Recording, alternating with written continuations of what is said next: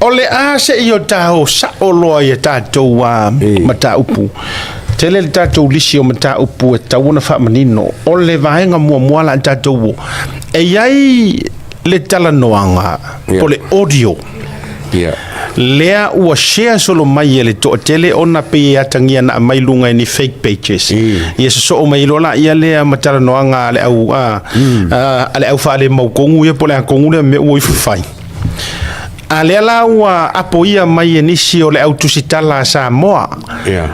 Pe ia o le sunga ya tosi tupua. Le si fai news le wana mai e lunga ilana i tūlau. Ia maleano no ila vonisio ila doma husia solo lunga le social media. E atangia mai ai e pei o loo iai se tala noanga. Na pu e ina. Ia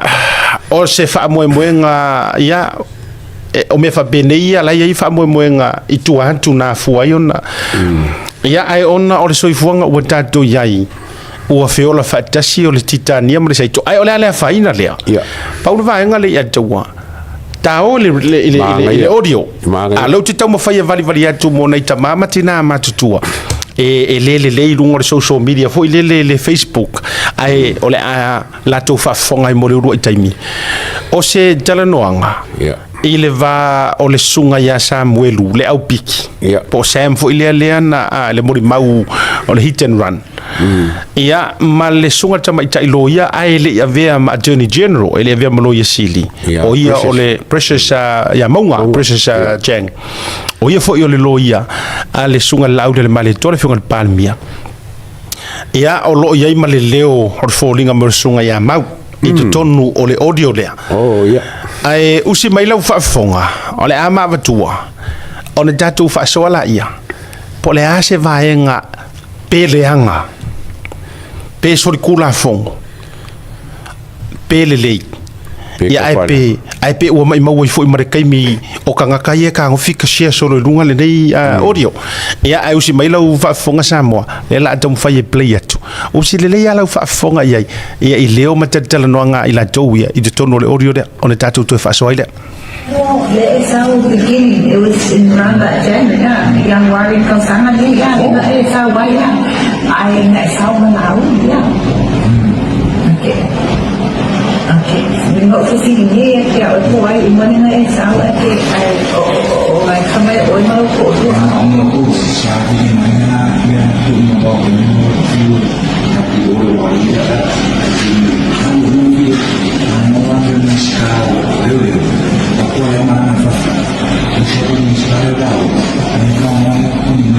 so la uli le na mai o ya do le kaimila na ye from kala na kuskus so le na sai ka we no ye no from kala na kuskus so o lo from kala na kuskus la o le mai lunga le maka le mako fai e na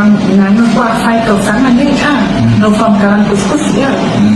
kwa fai en wai ka sana ni sa ale Rafa ini mengisi oleh awal lama aku ini jadi oleh so olo from Kalanga le na kwa fai ka sana ni na ua on mako o ele na esau ile fai puli o ele na ile oleo na ipiko na kamali ko ki fai puli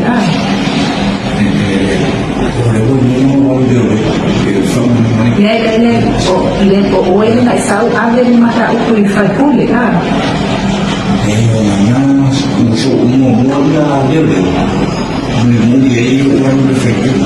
so na sau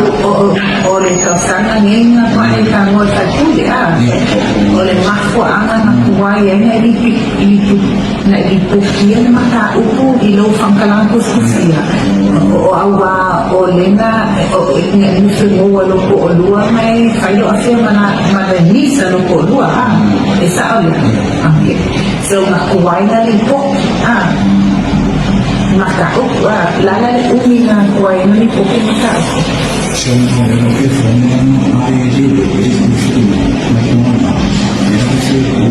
le ai o lo whankalang kuskusia le kumu mako whaina o lenga e faya o ya nga le loa le ke fongi na le loa o lo ke fongi o lo fangkangan kuskusia na lenga au mai kani lenga au mai loa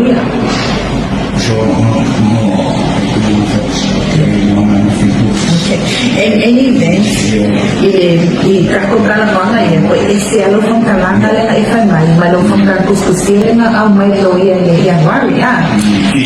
yeah and also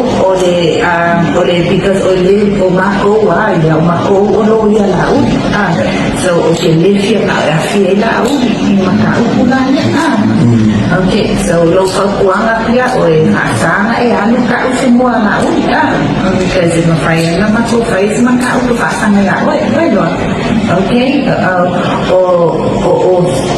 isi maka mo ya lau na o maya na o maya o ya mari i mako office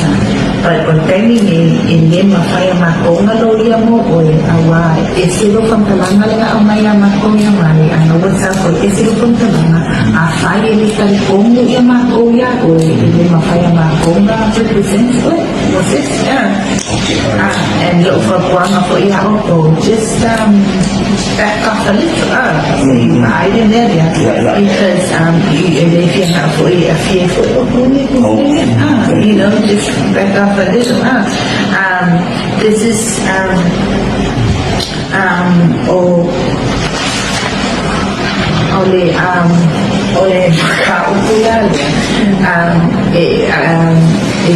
it's not something in mafaya mako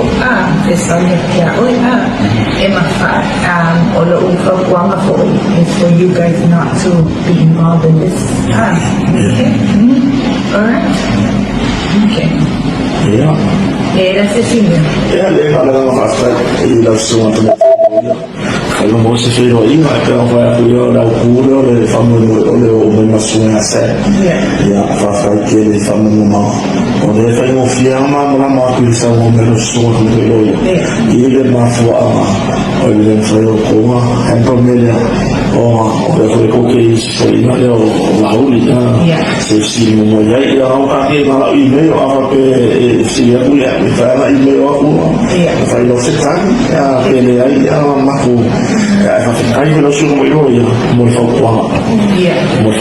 mo le na kaya ma ko na mo come sta posi so me ya mo la ngai fo lu mo le ya ole na wa vatu le leilo to fa fonga le ai ya ina ne imeane wo fa pe mai ila to ye wo mai au mai lunga le mele aye o loi mata o bufa bene alo le tato por kala me le tuta ya ele mfin tato wa afe se ifa manino ma fa malma aye ole audio le le tawa ole audio le now ye vai nga tau ai na ye fa manino ole me mo le fa fonga mo wa le tunu wa mai au na o saidi lia na lela ma o sa ili tu fo ia ila do ole ia yo la to si fonga tu ole audio le o mo no ofso ta ia tu sunga ya mau o mo fo no ofso ta ia tu ia Samuelu ia na Paul tanga taile Moses so ta inga ia yo le sunga ta mai ta iloia ia up telo fo si taimi ona tu fa fo mai la ia le ola o message la na avianga ia e winga lava but I think wa umana mawale ya tawa le informations mal background informations e fa manino il matau pula ole memo mo ina yesi la fia la tunu na tupule le audio le e sa ole audio ali ya tawa mal fa fo mawale tunu ile fisilia a maunga precious jang ya Samuelu e atangia mai ole felo inga le felo ai Samuelu maunga ma precious chang ole lona tolu wailea ole tolu wailea o felo inga Samuelu matangata ia e tusa ai ola na mori mau a to fa fonga le ole mo le fa pe mai Samuelu ole oleo which is ole mau la vale na le sa mai lunga il tato por kalame na mo alu leo lona lua le ta wa il fai pule lo winga ya tangia mai il fai pule ia la ngol temi nai le pal mir sunga la ul mali to o ingol temi lona lua le na e atangia mai la o le lona tolu le ua feiloa ia iloa ma le sunga le tamaita iloia now o le vaenga ina ia manino ma malama tatou wo e au tala le vaenga lea leanga o lea la mai le au loto vale ma le au loto leanga ia le mai ngor fa metalanga le fionga le tamaita iloia le fa pe mai po o la auli na o mai o i la na tari sa o Samuel io e now e le se fa lilo le mea lea o tau mana tua mai sa moa na manino lava le forasanga la auli le mali toa nga sau le kama le ia kia fa makala o le sau so o le kama le ia kia ngo manga kwa iloa o le ave refer i lau loia e mana tua o le alu so o le tama le ia la auli e alu e tau i aile assassinations e mo mia le fa mangingo le leo le mele le anga o le ala o mai le au loko vale ma le au kau fa le anga e to e tau langa mai le maliu o le vana waliu ele nga mangingo a forasanga sunga la au le male to o le ala ku sor kama le ya ke ia ma fa makala kala aku me ia ngonga manga ko iloa o le a refer ilanga legal team so o le ala sa o le ala le anga or kala a precious life faile atawa la sa o le so o la auli na referring a menga oi yes the answer is yes la sa le anga ele faia la auli sei un o melia tu lo le sunga la auli man ko fatati esele tu lo le tatu le sila nga il sofa par mia per tofi par mia ka karango mai ka ko e fo ia ikua ile maka upura so o lela e mangingo ale fisilia le loia po inga referring a menga oi lela tari sa Samuel o le over refer mai la nga foi ele faia ele fa por kikia ele auli fa ngon maka upura awa anga fa por kiki ma faingi awara parpala le ya tawa ele referring a la auli ya precious e refer sa o la auli ya ele mingiska o leo minister to minister o nga sa o ile ong yoko mafufunga ia kau fa corrupted fa ngor me a o le process sa o ia refer ile legal team po le ase advice a precious so mangingo la le mata upulea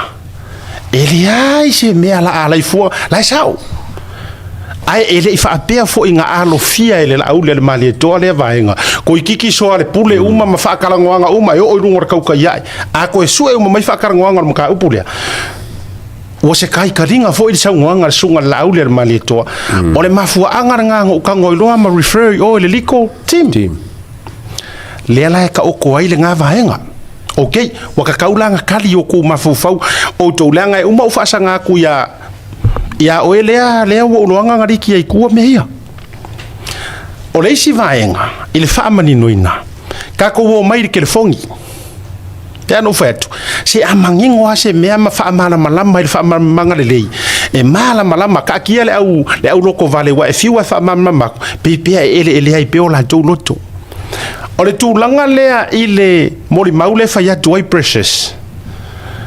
i lau mori mau mua a faia refer le mori mau mua kuskusia o leo ngai faia lono winga le a taua o le urua i failo inga le nga kusi er kanga kale o rungia sua e po leo Yeremia sua o a mana tua mai ele ai ma se pepelo Samuelu i le melea Paule mele fa mangaku e precious ya Samuelu o lau moli maule wa e saufai mai ngei nga ave leo lau kerefongi ae leo se mea le nga i lau moli mau kuskusia o ainga kuskusia e le kusia e Samuelu sanga moli mau Samoa mar fa mai e le kusia e le e kele ala ko faisa moli mau leo nga e kangore ko e kusia lau moli mau sa o le iloa la o telefoni ya lau moli mau e fa pengar fa ngor mea le ai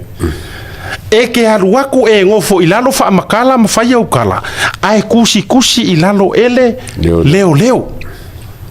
o tou mana tua mai la o le hanga o le kaimi o kola ulonga nga pepelo ale leo Yeremia sua ele ia vakua se kerefongi e Samuelu no mai ai sau saipangi sorry o ka wore ngosi o so ya saipangi o saipangi ya kupa isa sapangi ai sau tu pa isa pani e singi aku kupa isa pangi or kai ngai lo ye le mia sua ai sau ioe kupa isa pangi fai mai e sao nga avaku le telefonia Samuel o le fesiri la o ai la le pepelo i len kusia le nga ko la vale ya taua le kusinga le leo le anga ngofo kusi le mo le ulua i mori mau Samuel o le pepelo nga e le o pepelo la pa wale mele ka mo failanga o le fesilia le loia la clarify le loia ia accordingly ia o nga kasi meye ka ukala mai Samuel ma mea ia va ia ko ile loia i pepa so o le mela le au mai le pepa le anga o le pepa le au mai o le pepa nga mai leo o le wa refer mai le faila le alanga o le wa apa le wa request o le wa ngofo le lo ia ma request a mai le faila le kama le please au mai se yo kilo e kilo akula ia precious o le saule statement o le kuskusinga o le mori mau Samuel nga lost le telefongi instead o le ave le o le fesiri la o ai la lea e palafui kan kalen kusinga mo le nga o lea tio from then till now e ku mau ai le suia man ko le ko ke fa longo le audio e le o pepelo Samuel o lai ka struggle Samuel le nga o langa kala nga fai leo o le telefongi le o ko wa vea a o le kusi mai ele li ile nga faia le urua i mori mau ma kuskusia mori mau Samuel ngofo le ku ia ile ave ua matou avea nei le telefoni ai ngofo ku ai ua lost le telefoni ale o mai le sore nga ko laua e se ale mori mau nga kusi nga Samuel e se le meo le mori mau le ua ka ukingo mai le loko ai ia ila ka nga kai singi aku ia Samuel ia Yeremia sua ku sa ole pos le nga Yeremia sua okupai sapangi le yo e kupai sapangi sa avaku le telefongi ya i kongo fal fam singo le na ole me sa nga ole ala le mele ko ke pisai foi le audio ole ala mele ke kau mafai ankelu Mowat tau mai i e ke fiu e ke kau eli ko ke fiu e eli di melea e ke rola ukala ya o ko ke pa u le luar nga ko ke pa u le luar nga le u fa e ko ke fiu e fai ko ke ko fu mai ku le luar nga o umanga sa mala le fa masing e le ai sa mo foi mal fa funga mai o le fa mani nonga le lei mal fa mani nonga sa o le na ole mata upulea ele popole iai se precious le melea ne ai ola sa o ma mele fa precious era se oi ole kiu ke foi ko o mai le lenga ngale male fasivae ngole audio ngai fa pe mai ia precious ia ile ka u fuele e Samuel le ngola auri mana tua mai ola act precious ilanga client mo laud soli so se lo ia e ngake protecting ale image o langa client o lea laku Samuelu he's a random person e le masangi ai yes he's a nobody it can be somebody nga whakaukalo le makeki it can be somebody e whaingaruenga le lei it can be somebody whako a len langa whako a waku vai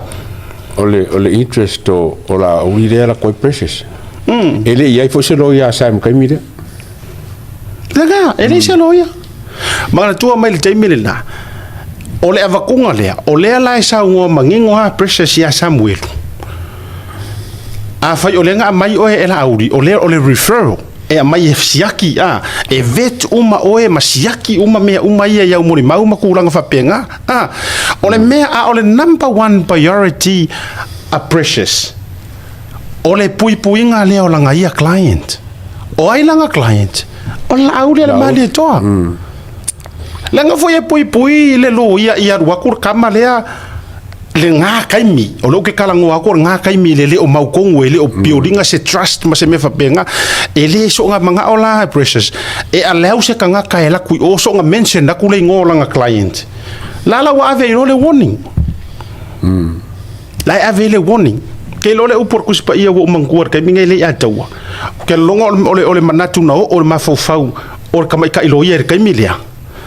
a wo mangkuar kai minga ole mau foi lele awangi avele sa or konga mai le ia fili e kere ele mfai nga songa sauka o mai le ngola audi e o komeki a kuai so fa ko kuai ngoi yeah e mo mai ke loanga at the back ole mafau ko nguanga nga ia ka mai ka ilo ia yes kusa penga kuri mai o la audi e ke sauso kango e siaki ma assess uma mea uma la umuri mau ai awange e mafau awangi fa apea nga kuri mai o la client nga o ko meki ia i o trusting o mea uma ia la e fai mai so ole pre-warn le mea nga ave le amakanga yeah ko le ia fa mangi nga le atu la fensa mo la pa precious for le o ngole o wai me lo ki kiroku fa mai ya sa nga ave le lang kel fong a fa mercal kusia la ka masar mi pero sa mi pico le bane and that is why Maunga Precious is the best lawyer defense lawyer ever o ia justify ai kulo kire you know o ia che langa nga kele foi au kala isi kai mi proclame mo e kele ai ku ia ku nga ruenga le fionga ka mai kai lawyer le isa ilinga mai ngole o le ha mi o ko nga kai mi ai ko ke sile fia o i nga ilo ngo fie ai o le best defense lawyer ke ngela ai sea ele I va ve ala winga la vai e precious so na va ve kari con wingo Samuel ilanga moni mau ile na taimi ai sa ia foi le won malapa kai ia e fa ai ke e kusa penga le o kango ko rephrase aku a tau fa fonga foi le atu fa fe kai ko lo puro nga ka ma fa ia si ke nge fa sa mo awa angangangu precious ele ai la se me o se o mai o le au fia roko le anga ia mare au la lafi o e mo mai ele ma mai ai langa o la ka ma fa ia si ke nge fa sa mo so ole very basic and simple fa sa mo langa ngofo ka ave ia Samuel inga ia mala malama Samuel yeah mai se ele ai se me ai lenga ka ko wa ma mai la io fe ai e lo ka konga ia oe lea le si aula lea wariki ai kua le mea lea ka lo fai ka lo fai iai fa fenga liki me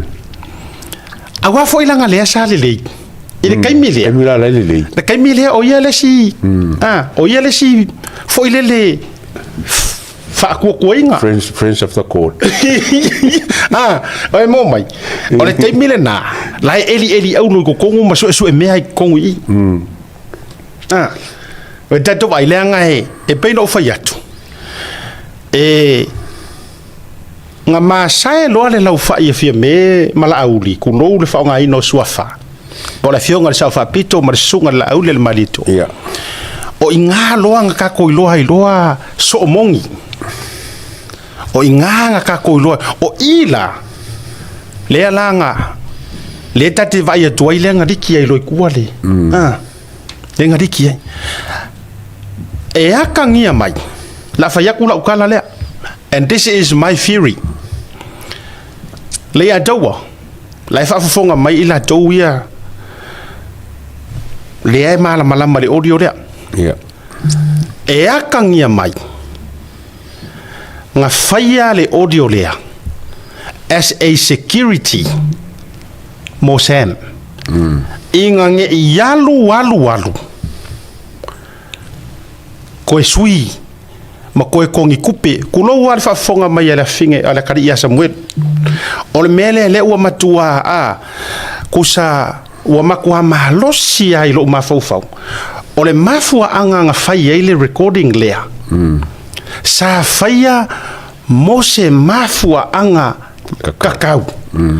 inga nge yalu sua kangor va akili ai koe fa sanga Samuelu onga ua ka me milo ia ingi fai nga kupe kekili mafisui ia longa mafau a o la ua fa mausali i the recording there peitai e ia le kangaka le uke fai kuai sai ko kongu le li o lea ngaia o ia fo ile si pouku ko malosi ai nga kupu no le mele nga kula i mai ko kongu le fai nga malo o ingala le nga mafuai. So it was only this is what I think. Nga faya le melia for the sole purpose. Ike walu. Ma losi le ka mi milo le wadi yang ka mi milo ku ka usui ma fo Samuel. Inga ike I wa ko furi ku Samuel lang fa maongi nga ku la ye. O e tamo mai. Nga mo lo ia fo. Le nga ko ngwa. Ai ese me o ke fa fekai ai, o ke fa fekai mua o le kuku mau o Samuel e le suia. Afkai kele ayo fa fonga mai le uso. Fa fekai kele a. Lua o ke fa fekai I le fionga ka mai kai lo ia. Nga sa o a me umanga e faya. Le recording ma vai. A o manga ia lo la e o mo le superhero o le sanga kushi.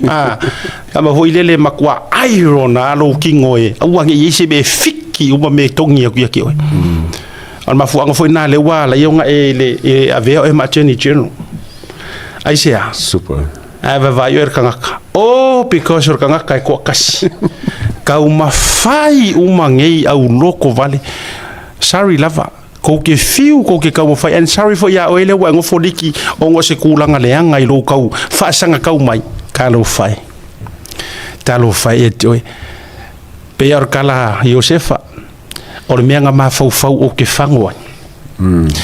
Ai uma e nga ua mawarunga rivi I nga o le tua ala le ua ma le ufa makala mangingwa. O le fa mangingo nga ngali ataua. Palasi lo ilima se. Palasi lo ilima se. Le ala ua ngofo ke la longa la ua makua koe koe realizing wa pe lo vave mo lo unoto le anga ina titele. Ale o fa mangingo ako. Wai. O le felo inga mua according le audio. Samuel ngalu I leo. O inga le nga kusi mai ai langa mori mau. Le ala fai ka wako precious.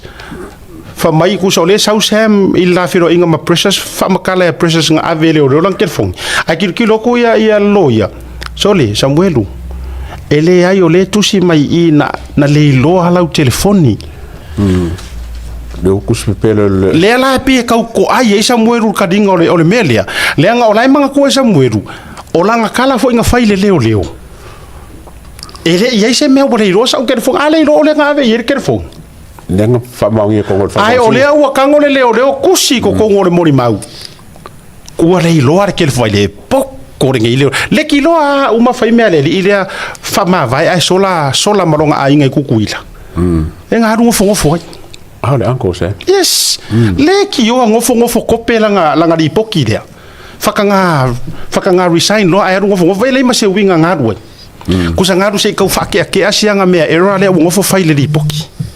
O to vai la za mo ye. A o fiu e fai e fa makira kila ele tua le Mea Moni. O le mela nga ko poi lo no winga le akawa. O le sawa Samuelu rungo tauta ia e. O inga mua lui leo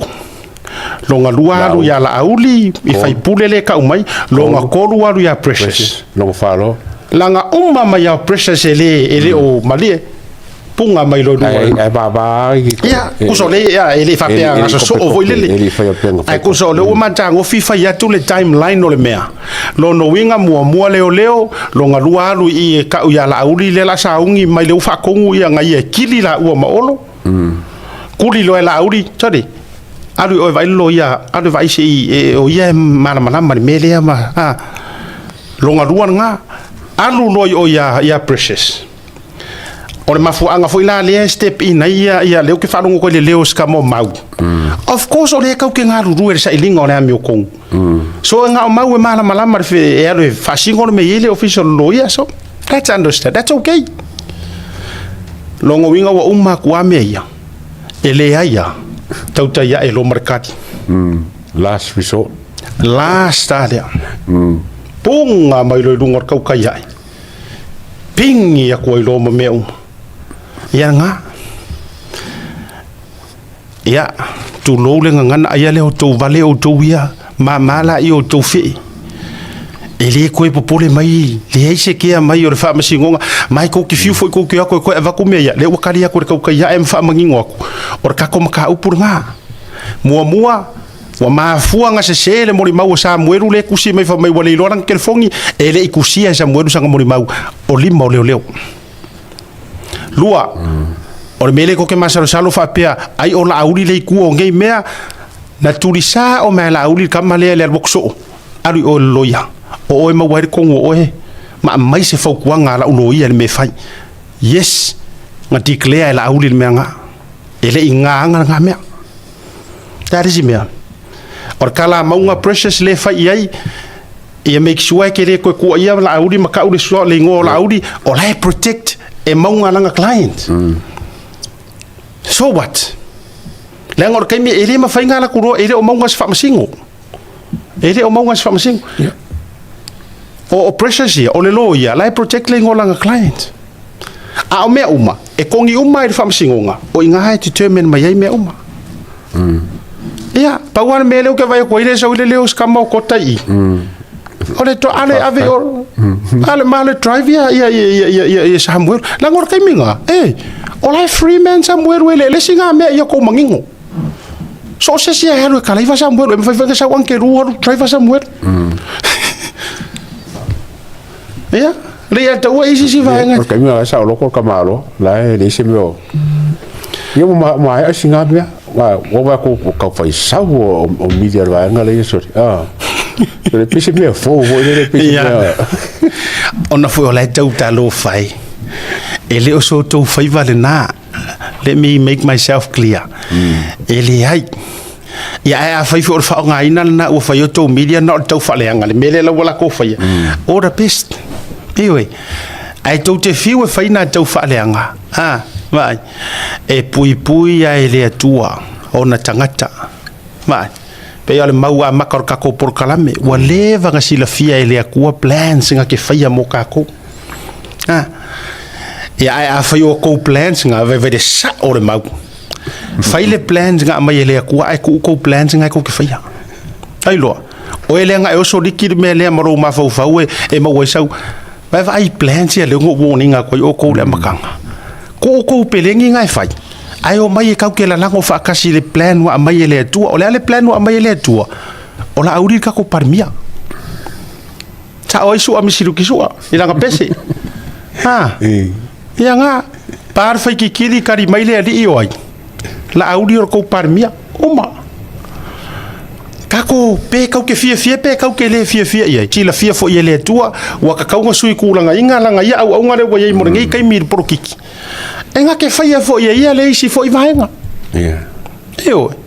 le tu saole ai ka kia waru mana ko fa mai le mau for I know the plans I have for you or kala le ko plans I have for you ar mere wo ko plans ale ko fellow ai o fo fe ko lo fi so romba ia vai la o fe la le o fai ngai me wa le o fa manino atu mai ele mau ke le vai fa mangingo me ia ai sea le nga o lo ma ua le faiva o le whaakuinga fo i leo ringi por kalame inga ia ka ukingo le mi o kongu le tua sa moa ma le atunu e pele le loto aua ne i whaapopolea aua fo i ne i tūlanga i tātou te o le ase e le ai le e fiu wa ka upule pule ngare fidi ia kare kongu mai ele aka ua umange ia fasasanga mai aka ua fasasanga mai le aua come to me come to me for me Yesu come to me or he have heavy laid I will give you rest come to me ioi se ua masangi ke lo le mea la ingo fia ya ka vika le alta ua ka ke le ior malolonga ke lo mea la ingo fia ka malea I've studied more and more about David now kavika ke lo nga salamo le fa mai yo voro le ma moele o ia le se meu te motivai na te va o me fa mai e na te lau iluma o ika mai ya kia mai e nga ke lau mai le mea ai le la o ai le I luma o hika mai ya ke ke no lau kala o ka ngaka ye feika ya ka ua o le lau ke lau ua le mai ka mea e mo le aso mo le fai kapo kala le nga kongua e vai na maua nga fa mo le text nga le ka mga Psalms 23 fa mai nga ke providing nga mai nga I luma o enemies o le upunga o le upa perkangia nga le mai luma ne e nga ke lau le nga la ka ko ka o fa sa moanga o le fa sa moanga fo ile ngai ko inga pie ka fa alo le mea fa sa mo sa ai fa palangi sa o enemy o fili o le fili kusa nga ke lau mai mea ai I luma o le fili mai o e fai fili mai ia ke mai ia langa le fa sa mo ngai ko inga e fai mai o luma o e ita mai ia o le menga le o fie ka male le winga yo la tetala ia uma ko ki o mai ia ma u ko se ua ka masangi o nga mea nga o ngi askulimi o le winga o le tala le atu le ufa manino ufa mamlama lo pasin nga vai nga wifi yo ka kia si ko fa ka ipola si me eu so mai le tan ni ka vole ko o mai sina vai nga